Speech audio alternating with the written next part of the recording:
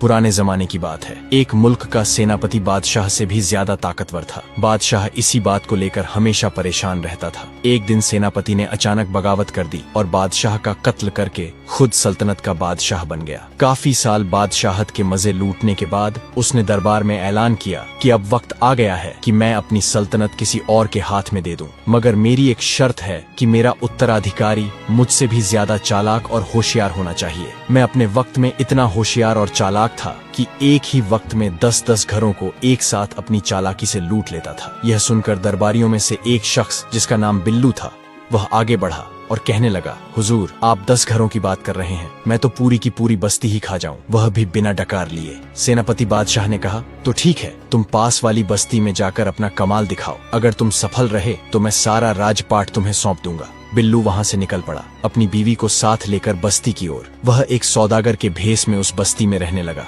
बस्ती में सब लोग उसे बिल्लू सौदागर के नाम से जानने लगे। बिल्लू ने सबसे पहले उस रात को एक गधा चोरी किया और सुबह होते ही उसे बेचने के लिए करीब के बाजार ले गया। बाजार जाने से पहले उसने गधे के मुंह में अशर्फियां ठूंस दी और गधे का मुंह अच्छी तरह कपड़े से बांध दिया। वह बाजार की भीड़ वाली जगह पर खड़े होकर गधे के मुंह से कपड़ा हटाने लगा। जैसे ही कपड़ा हटा, गधे के मुंह से खन खन करती अशर्फियां गिरने लगी। खन खन की आवाज सुनकर लोग उसकी तरफ देखने लगे और हैरान होकर आपस में बातचीत करने लगे कि क्या खूब गधा है, मुंह से अशर्फियां निकल रही हैं और वह भी सोने की। आखिर बेसब्र होकर लोगों ने बिल्लू से पूछा, यह क्या माजरा है? बिल्लू ने कहा, यह एक अजीबो गरीब गधा है। जब भी मैं उदास होता हूँ तो दिन में एक बार इसके मुंह से अशर्फियां निकलती हैं। मेरे घर में तो अब इतनी भी जगह नहीं है कि जहाँ मैं अशर्फियां रख सकूं, इसलिए मैं इससे बहुत तंग आ चुका हूँ, जिस वजह से मैं इसे बेचने के लिए बाजार ले आया हूँ। मैं चाहता हूँ कि कोई ऐसा व्यक्ति इसे खरीदे जो इसका ख्याल रख सके। लोगों ने गधे के मुंह से अशर्फियां गिरती देख ली थी और बाकी का किस्सा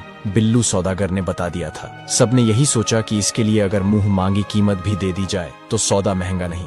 अब लोग इस गधे को खरीदने के लिए बोलियां लगाने लगे। आखिरकार एक बनिए ने गधे को 10,000 सोने की अशर्फियां देकर खरीद लिया। बिल्लू सौदागर ने 10,000 अशर्फियां बनिए से ली और जमीन पर पड़ी अशर्फियां उठाकर घर चला आया। दूसरी तरफ बनिया गधा लेकर अपने घर की तरफ चला गया। सब लोग तमाशा देखने के लिए बनिए के पीछे पीछे उसके घर पहुंच गए। बनिए ने कहा, भाइयों, चलो अब गधे के मुंह से अशर्फियां निकालते हैं। बनिया और बाकी लोग उदास शक्ल बनाकर गधे के सामने बैठ गए। काफी देर इंतजार करने के बाद जब अशर्फियां गधे के मुंह से ना निकली तो वे परेशान हो गए। इस दौरान एक अक्लमंद शख्स वहां से गुजरा।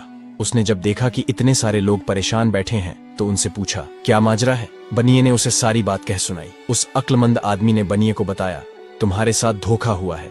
इससे पहले कि वह लुटेरा भाग जाए, फौरन उसे पकड़ लो। सब लोग इकट्ठे होकर बिल्लू के घर पहुंचे और दरवाजा खटखटाकर बिल्लू को आवाज दी। अंदर से उसकी बीवी ने कहा, जी, बिल्लू तो किसी काम से बाहर गए हुए हैं, आप बाहर इंतजार करें, मैं अपना पालतू कुत्ता भेजती हूँ, वह वहां जाकर अपने मालिक को अपने साथ ले आएगा। लोग यह बात सुनकर हैरान हो गए और सोचने लगे कि एक कुत्ता अपने मालिक को कैसे घर ला सकता है। असल में यह बिल्लू सौदागर की एक और चाल थी।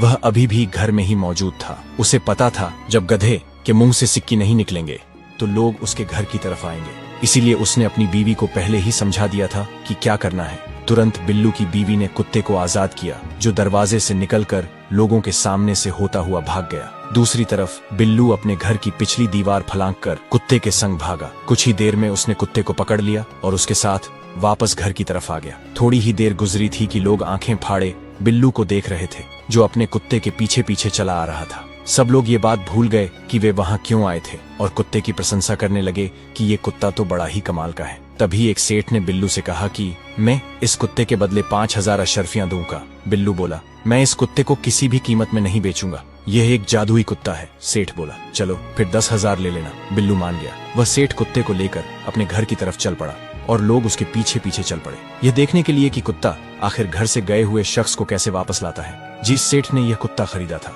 उसका एक गुलाम भी था जो सेठ से बड़ा ही तंग था और हमेशा इसी ताक में रहता था कि कब मौका मिले जिससे वह हमेशा के लिए सेठ के घर से भाग सके। सेठ अपने घर पहुंचा तो उसने अपने गुलाम से कहा, तुम जरा साथ वाली बस्ती में जाओ और वहां से चावल के दाम पूछ कर आओ। गुलाम खुशी खुशी चला गया। जैसे ही गुलाम घर से निकला, सेठ ने कुत्ते को पीछे से भेज दिया। गुलाम को मौका मिलते ही वह भाग खड़ा हुआ और कुत्ता भी कहीं दूर निकल गया। काफी देर गुजर गई। जब गुलाम और कुत्ता दोनों वापस न आए तो लोग समझ गए कि उनके साथ एक बार फिर धोखा हो गया है।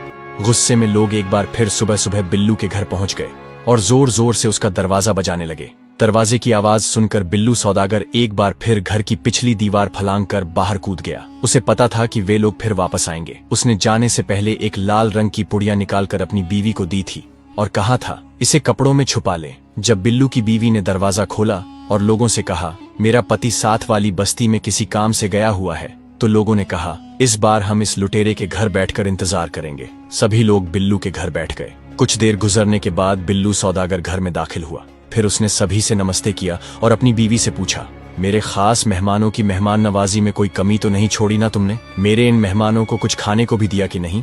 बिल्लू की इन चिकनी चुपड़ी बातों को सुनकर लोग दिल ही दिल में शर्मिंदा होने लगे और सोचने लगे कि जिसे वे लुटेरा और धोखेबाज समझ रहे थे, वह तो असल में बहुत ही नेक और अच्छा इंसान है। बिल्लू की बीवी ने इनकार में सिर हिलाते हुए कहा, इन फजूल और बेकार लोगों को कौन मेहमान बनाता है? मैं तो इन्हें पानी तक भी न पूछूं और तुम खाने की बात कर रहे हो। ये सुनकर बिल्लू गुस्से से लाल पीला हो गया और जेब से खंजर निकालकर बीवी के पेट में घोंप दिया। बिल्लू की बीवी वहीं मर गई। ये देखकर वहां बैठे लोग बिल्लू पर चिल्लाने लगे और कहने लगे, तुम